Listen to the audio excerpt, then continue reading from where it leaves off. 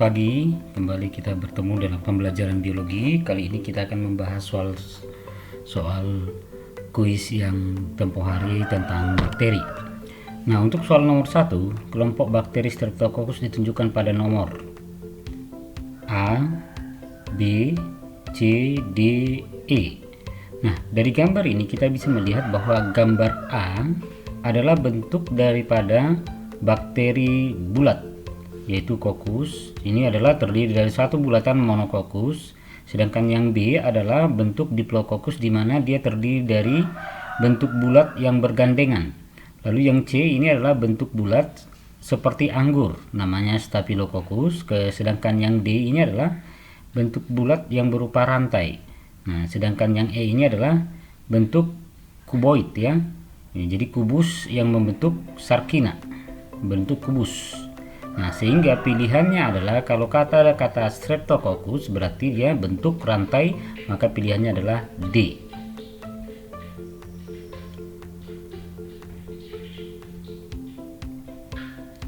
Nah, lalu soal yang kedua, gram positif pada bakteri ditunjukkan dengan warna, iya, jawabannya adalah ungu ya.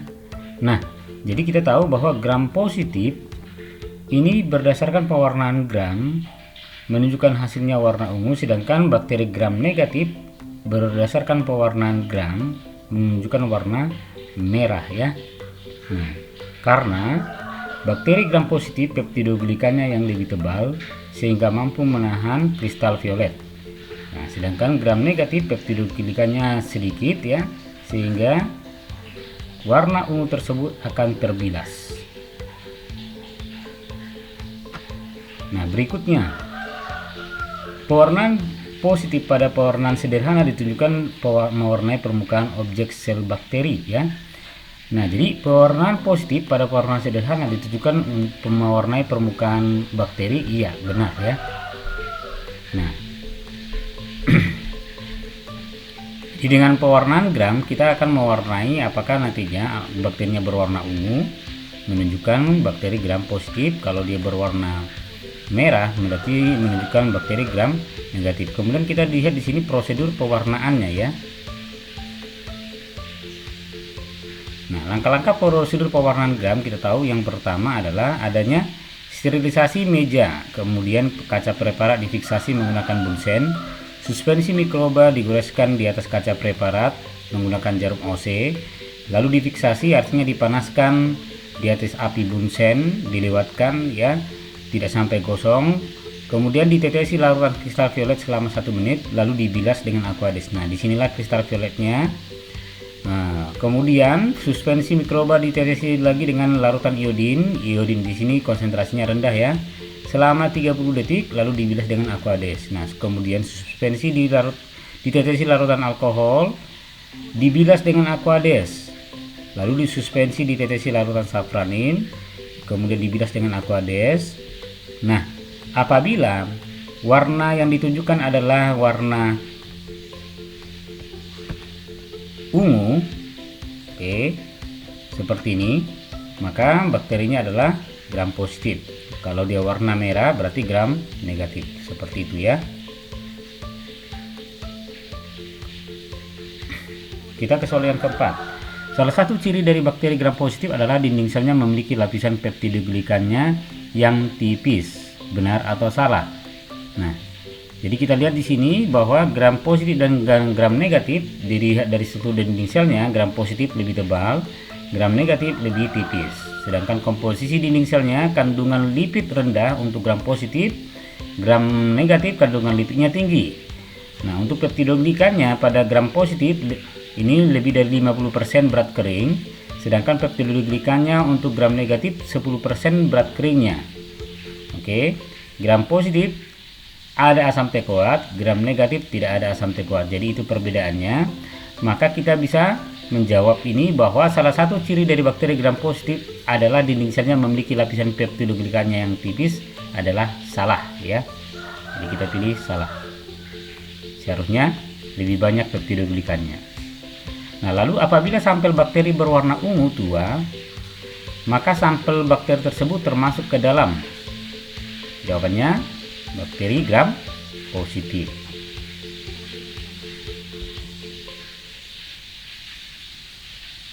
Nah, kemudian urutan pemberian zat warna yang benar untuk pewarnaan gram adalah, nah dari sini kita bisa lihat prosedurnya tadi, bahwa mulai dari sterilisasi meja, suspensi mikroba dikoreskan di atas kaca preparat dengan jarum OC, difiksasi, kemudian ditetesi kristal violet, dibilas dengan aquades, kemudian ditetesi dengan iodin, dibilas dengan aquades lagi, ditetesi dengan alkohol, dibilas dengan aquades, kemudian ditetesi larutan sapranin, dibilas dengan aquades, sehingga urutannya adalah yang paling tepat di sini adalah berarti untuk pewarnaan gram, maka kita kasih dulu kristal violet di sini ya, ini urutannya, lalu iodin, alkohol, dan sapranin. Oke.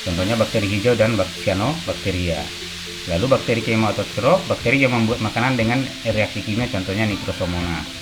Nah, sedangkan bakteri heterotrof tadi ada yang saprofit seperti Escherichia coli, memperoleh makanan dari organisme yang mengalami pembusukan, ya, atau dia memperoleh makanan dengan cara menguraikan. Bakteri parasit, bakteri yang mendapatkan makanan dari tubuh organisme yang ditumpanginya, contohnya Mycobacterium tuberculosis yang parasit pada paru-paru. Bakteri yang bersimbiosis mutualisme, contohnya Rhizobium, ya, bersimbiosis dengan akar kacang-kacangan. Baik, jadi ini sudah jelas, maka kita pilih jawabannya ini energi kimia berarti kemoautotrof. Nah, lalu berikut ini yang bukan tergolong ke dalam kelompok Archaebacteria, ya. Kita tahu bahwa Archaebacteria itu ada 3 kelompok, yaitu metanogen, halobacterium atau halofil, kemudian ada thermoacidofil. Jadi kelompok metanogen adalah kelompok yang menghasilkan gas metan. Nah, contohnya adalah Lachnospira multiparus. Oke, yang hidup di usus sapi. Jadi metanogen menghasilkan gas metana. Dia bakteri ini adalah bakteri anaerob, tidak membutuhkan oksigen. Ada yang hidup di usus sapi, ada yang hidup di rawa-rawa. Nah, oke. Jadi contohnya Metanobacterium, ya, hidup di rawa-rawa. Nah, yang bakteri halofil ini hidup pada kadar garam yang tinggi. Contohnya Halobacterium salinarium, menghasilkan pigmen bakteriorhodopsin membuat jadi warna merah, ya. Jadi hidup di kadar garam yang tinggi, contoh di laut mati. Nah, oke. Bakteri termoacidofil adalah bakteri yang hidup pada suhu yang panas, ya. Contohnya di daerah kawah atau letusan gunung Merapi. Bakterinya misalnya Sulfolobus dan Ya, jadi jawabannya adalah berikut ini yang merupakan bukan tergolong ke dalam kelompok Archaebacteria, yang bukan, ya. Maka jawabannya adalah bakteriofagi itu adalah virus yang menyerang bakteri. Jadi kelompok metanogen ada 3. Kelompok Archaebacteria ada 3, yaitu metanogen yang menghasilkan gas metan, kemudian halofil yang menghasilkan yang hidup di kadar garam yang tinggi, lalu yang ketiga thermoacidofil hidup pada suhu panas dan kondisi asam, ya. Jadi jawabannya adalah yang bukan, berarti bakteriofagi. Nah, berikut bakteri halofil merupakan bakteri yang hidup pada lingkungan titik-titik. Nah, kita tahu tadi bahwa bakteri yang kelompok halofil hidup pada lingkungan kadar garam tinggi, contohnya Halobacterium salinarium, ya. Yang metanogen hidup pada daerah yang tidak ada oksigen, ya, atau anaerob, lalu dia menghasilkan gas metana untuk dijadikan biogas. Contohnya di mana? Di perut sapi ada Lachnospira multiparus, sehingga kotoran sapi dapat dijadikan sebagai biogas, dan ada juga di rawa-rawa, yaitu Methanobacterium. Nah, yang ketiga ini tadi thermoacidofil yang hidup pada suhu panas dan kadar gas tinggi, ya. Nah, jadi ini adalah kelompok yang hidup di daerah letusan gunung Merapi, misalnya Sulfolobus dan Thermoplasma. Jadi jawabannya ini tadi, bakteri halofil merupakan bakteri yang hidup pada lingkungan titik-titik. Maka jawabannya kadar garam tinggi, ya, ini. Nah, lalu yang ke-10, perhatikan gambar di atas bagian dari tubuh bakteri yang menunjukkan DNA, kapsul, dan bak flagel, ya.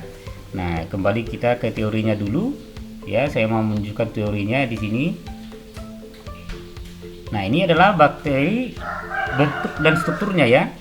Jadi bagian yang paling luar di sini kita lihat ini ada dinding sel. Nah, kemudian di bawahnya yang warna hijau ini lapisan dinding sel, yang merah adalah membran sel. Nah, untuk bakteri yang menyebabkan penyakit atau patogen, dia punya kapsul. Tidak semua bakteri punya kapsul. Jadi yang warna merah ini adalah kapsulnya. Lalu ada lipatan daripada membran sel namanya mesosom sebagai sumber energi. Nah, di dalam ada sitoplasma yang berisi organel ribosom untuk sintesa protein, dan ada DNA kromosom yang seperti inti sel namanya nukleoid. Lalu ini ada alat geraknya flagel. Nah, itulah struktur bakteri, sehingga kita bisa jawab ini, kembali ke soal ini.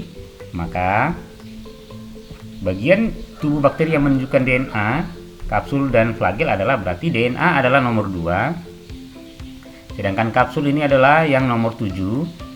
Nah, flagel nomor 8, ya. Oke, jadi itu ya. Baik, nomor 1 ini adalah dinding selnya, nomor 3 adalah membran selnya, nomor 4 ribosom ya. Nomor 6 itu adalah lipatan dari membran sel ke arah dalam, mesosom. Oke, nomor 5 ini adalah filinya, jembatan filinya. Jadi jawabannya adalah 278. Nah, kemudian ke soal nomor berikutnya 11. Perhatikan pernyataan berikut: memiliki dinding sel, tidak mempunyai membran inti, mempunyai ribosom, mempunyai mitokondria, dapat mengkristal di lingkungan tertentu.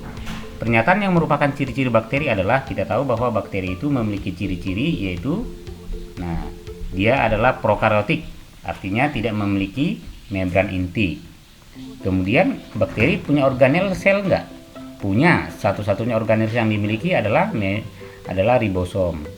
Jadi mitokondria tidak punya. Dapat mengkristal di lingkungan tidak tertentu? Tidak ya. Jadi bakteri tidak mengkristal. Dia beradaptasi terhadap lingkungan yang tidak baik dengan membentuk namanya endospora. Memiliki dinding sel? Iya. Jadi jawabannya adalah 1, 2, 3 ya. Oke, itulah untuk ciri-ciri daripada bakteri, atau kita lihat di sini. Nah, pembelajaran kita di awal ya. Ini ciri-ciri daripada bakteri.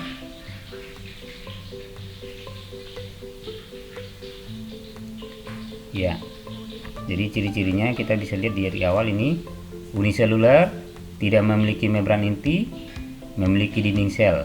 Oke. Nah, itu untuk bakteri ciri-cirinya. Nah, jadi kita lanjut ke soal berikut. Diplococcus pneumonia adalah bakteri yang menyebabkan penyakit pneumonia bagi organ paru-paru manusia. Bakteri tersebut memiliki bentuk fisik menyerupai. Ini ada kata diplococcus, ada dari kata coccus, bulat berarti kan. Nah, jadi jelas diplococcus bentuk bulat. Berikut ini tercantum nama-nama bakteri yang bermanfaat dalam bidang bioteknologi untuk membuat yogurt nata de coco. Nah, oke, jadi jawabannya adalah Lactobacillus bulgaricus digunakan untuk pembuatan yogurt ya. Nah, Acetobacter psyllinum digunakan untuk pembuatan nata de coco dengan bahan yaitu air kelapa. Jadi Acetobacter psyllinum adalah starternya, lalu diinkubasi nantinya selama 1 minggu, nanti ada lapisan nata. Nah, oke. Jadi kalau rhizobium ini adalah yang simbiosis pada akar kacang-kacangan untuk mengikat nitrogen. Treponema pallidum menyebabkan penyakit sifilis ya. Baik. Jadi itu. Maka jawabannya 3 dan 5. Nah, berikut yang merupakan bakteri amfitrik, lopotrik secara berurut ya. Nah, yang pertama atrik, ini tidak ada flagelnya, atau kita lihat di sini di teorinya sebelumnya ya. Ini kita lihat presentasi yang sudah saya bagikan. Nah, ini adalah atrik. Lalu ini monotrik, satu flagelnya. Lopotrik memiliki flagel yang banyak di salah satu ujungnya. Amfitrik memiliki flagel di kedua ujungnya. Peritrik, flagel membungkus tubuhnya yang banyak. Jadi bisa diingat dengan cara hamlap. A atrik, M monotrik, L lopotrik, A-nya adalah amfitrik, P-nya peritrik. Begitu ya. Jadi jawabannya adalah ya, amfitrik berarti yang C, lopotrik berarti yang D. Nah, terakhir, persamaan antara bakteri dan ganggang hijau biru antara lain ialah, jadi dulunya ganggang hijau biru ini namanya adalah Cyanophyta ya, dikelompokkan ke dalam Protista. Nah, tetapi sekarang dikelompokkan ke dalam Monera atau bakteri karena dia alasannya yaitu tidak memiliki membran inti atau prokaryotik ya. Baik.